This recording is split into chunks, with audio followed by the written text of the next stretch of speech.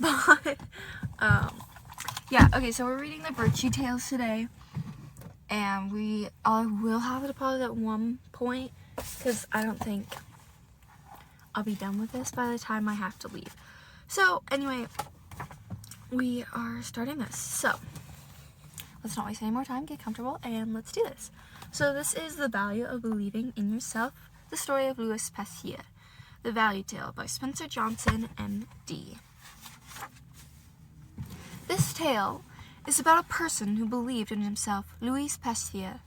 The story that follows is based on the events of his life. More historical facts about Louis Pasteur can be found on page 61, and I'll read that at the end. Once upon a time, in far-off France, there lived a man named Louis Pasteur. Now and then, this man, who was a doctor of science, would put on his tall hat and his bright orange coat and walk in the park. I believe I can, he said to himself as he went along. What do you think it was that Louis Pasteur believed he can do?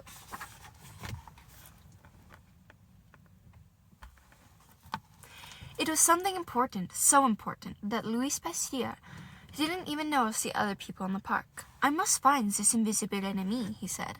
I must make the rabies germ that hide inside people and make them sick, so sick that they die. Once I find that invisible enemy, I think I'll think of a way to kill it. Then sick people will be well again. Louis Pasteur sat on a bench and thought about the invisible enemy. I just know I can do it, he said. What a silly man, said some children who happened to be near. If an enemy is invisible, that means no one can see it. If no one can see it, no one can find it. Louis Pasteur pretended that he did not hear those nosy children. He hurried to his laboratory on Ulm Street in Paris, where he worked every day. Some of the children followed him. So did some of the grown-ups who wanted to see what he was doing. They peeped through the laboratory window. You'll never do it, they shouted. No one can find an invisible enemy. Louis Pasteur didn't care what the children thought. He didn't care what the grown-ups thought either. He believed in himself. I know I am right, he said. I am sure I can do it. So, because he believed in himself, he kept on working. He kept on doing what he thought was right. It was hard work, but Louis Pasteur was happy. He knew that if he did find the invisible enemy, the rabies germs, he could help many sick people to be well again. While the mean children laughed and poked fun at Louis Pasteur, who was working in his laboratory in France, a little boy was laughing and poking a stick at a poor sick dog in another land far away, a land called Germany. The boy's name was Joey. He wasn't really a cruel little boy. He was just thoughtless, as children sometimes are. And he liked to tease, as children sometimes do. Soon Joey could see the dog was very mad. He even had white foam around his mouth, foam like whipped cream. He tried to bark, as if to say, stop it, but he couldn't bark. Something was wrong. Do you know what was wrong?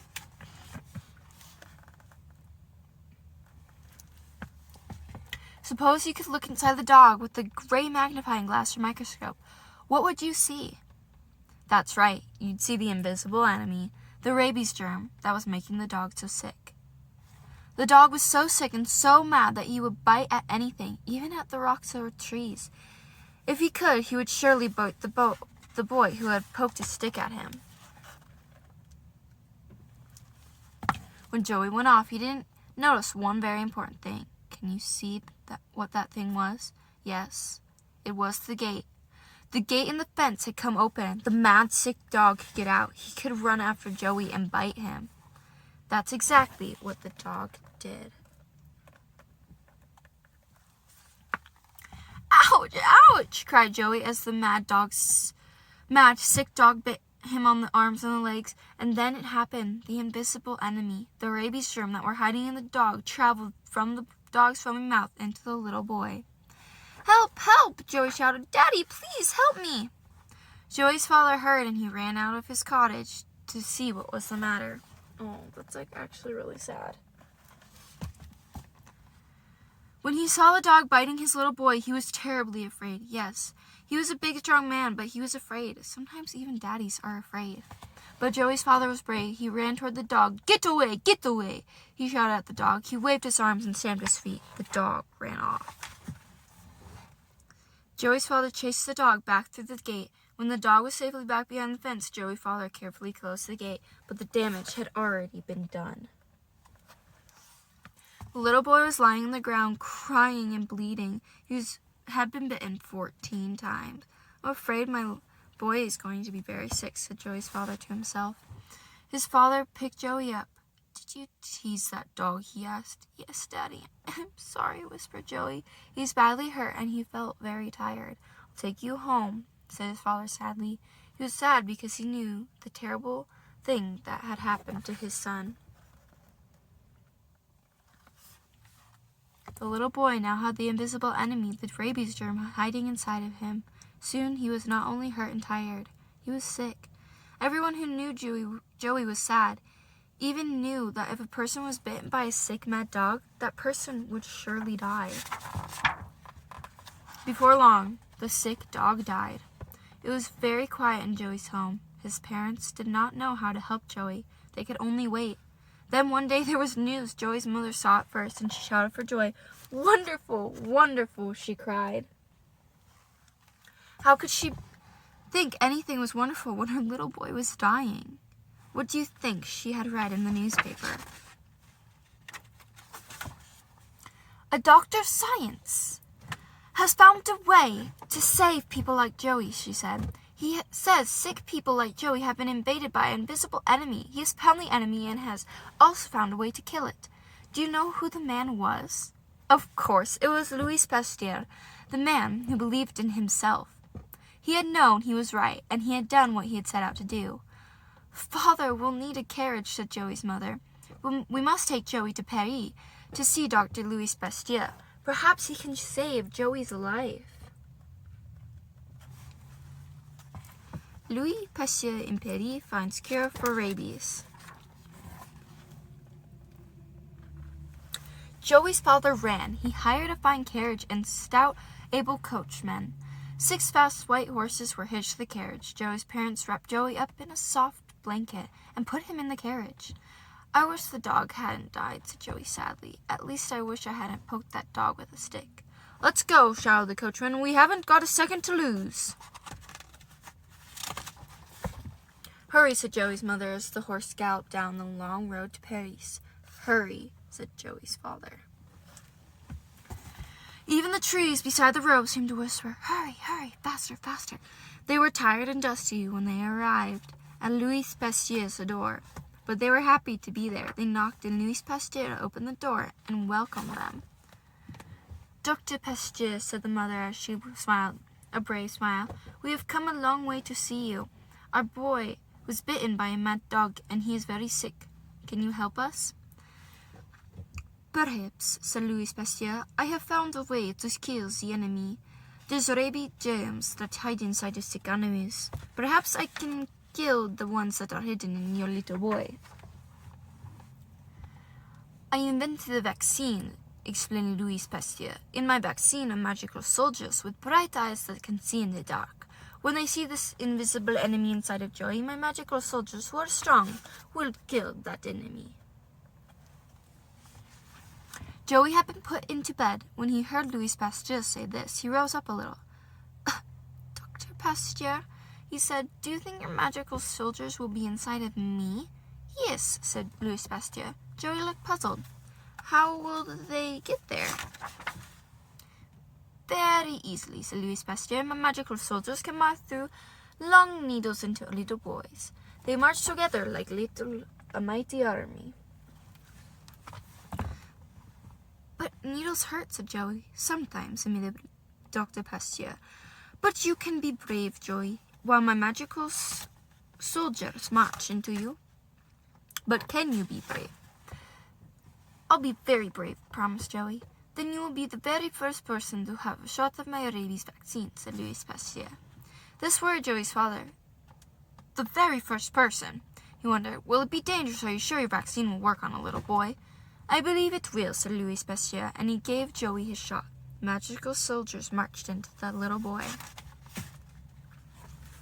I don't show this yet.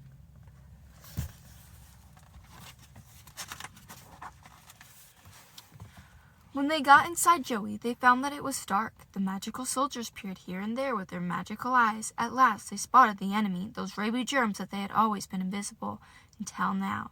First, they saw only 12. Can you see them, too? They knew there were really millions of germs inside Joey. "You'll never beat us," said the terrible germs. "Yes, we will," cried the magical soldiers. The battle began. The magical soldiers attacked the invisible enemy and fought bravely. It wasn't very comfortable for Joey. Would you be comfortable if you had an army of magical soldiers fighting a war inside of you? But as the soldiers in the rabies vaccine killed more and more of the enemy, Joey felt better and better. Well, when the last of the enemy had been beaten, Joey felt well, so well that he jumped out of bed and danced around in a circle with his mother, his father, and of course, Dr. Louis Pasteur, who felt as much like dancing as any of them. "Hurrah! Hurrah!" they all shouted. Then Joey thanked Louis Pasteur and rode back home to Germany in carriage with his mother and father. In Joey's village, people lined the streets. They laughed and waved to Joey. Everyone was so happy that he was alive. Even the yellow sun in the sky seemed happy. Above the rooftops, the village bells rang out a joyful tune. They seemed to be singing, "Safe, safe, now everyone is safe. No one has to die of rabies."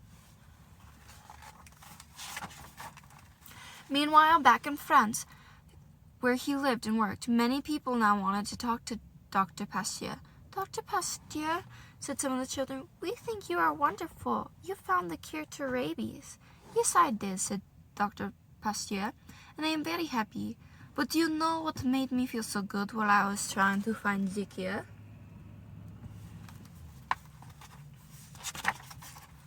"When I was working in my laboratory," said Dr. Pasteur, "I enjoyed the times when I believed in myself. In those days, I didn't always succeed. But even if I couldn't, it always felt good to believe that I could."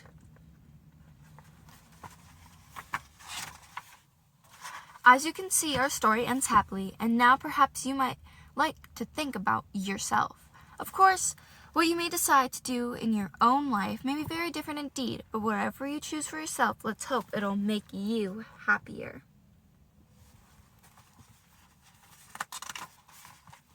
Just like our good friend, Louis Pasteur. So, a couple thoughts before I read the last page, which you don't have to stick around for because that is the end of our story, but there's the historical facts page. But I just want you guys all to know that it is really important to believe in yourself and to really go after your goals and not let anyone push you down. Like, you just have to go for it if you want to. I'm learning more and more that if you are really in control of your life. You can't always control the circumstances, but you can control your reaction to them, which a lot of people have said. But when you actually learn that for yourself, it's just very mind-blowing and life-changing. So I want you all to believe in yourself and go do something. It can be small, but just you believing in yourself changes the world. So believe in yourself, guys. And here's some more facts on Louis Pasteur. He was born 1822 and he died 1895. So 73 years old. Louis Pasteur was born in Dole in the province of Dour, France in 1822. As a chemist and later a bacteriologist, Pasteur did more than any other man of his time to further medical progress. However, because he was not a physician, many medical men of the 1800s jeered at his theories. He ignored their scorn because he believed so strongly that bacteria or germs did indeed exist and that they could cause disease. He continued to work in his own way, having faith in himself, and eventually discovered the cure for silkworm disease, for anthrax, and for rabies. Pasteur also invented a process to keep milk from spoiling. It consisted of heating the milk at 140 degrees for 30 minutes, then cooling it quickly and keeping it in a sealed sterile containers. This process is still used today to keep milk free from germs. It is called pasteurization. Pasteur married Marie Laurent of Strasbourg, whom he loved deeply. She encouraged him always to put his laboratory first, and so he was able to concentrate on his work and do it well. When little Joseph Meister was bitten 14 times, by a rabid dog and was brought to Louis Pasteur, the scientist hesitated to give his untried rabies vaccine to the boy. He did so only after 2 physicians pointed out that the boy would surely die without the vaccine, and that Pasteur just might have the answer. Pasteur did have the answer, of course, and he saved Joseph Meister's life. Meister later became a gatekeeper to the Pasteur Institute. He stayed there, loyal to Louis Pasteur for the rest of his life. While Pasteur certainly believed in himself, he remained a quiet, humble man until his death in 1895. In his later years, he was always a little amazed and amused by the fuss that people made over him. Once he accepted an invitation to attend an international medical meeting in London. When he arrived, a steward asked him to come to the front of the assembly hall. Pasteur walked forward, and the members rose to their feet and applauded. Pasteur seemed somewhat disappointed. "The Prince of Wales must be arriving," he said. "I wish we had arrived earlier so that we might gain a better view of him." But the chairman of the group only held out his hand to Pasteur. "No," he said, "it is you. It is you we are cheering." That's kind of a chills at the end. Guys, just go do great things and believe in yourself. And I'm so glad that you listened to this book, and I hope that you'll read, come and listen to the other virtue books with me. But that is it for today, for The Value of Believing in Yourself by The Story of Louis Pasteur by Spencer Johnson, MD. So, well, he is an MD. That's not my stuff. Anyway, thank you guys so much for watching, and have a wonderful day. Thank you again. I love you guys. Goodbye.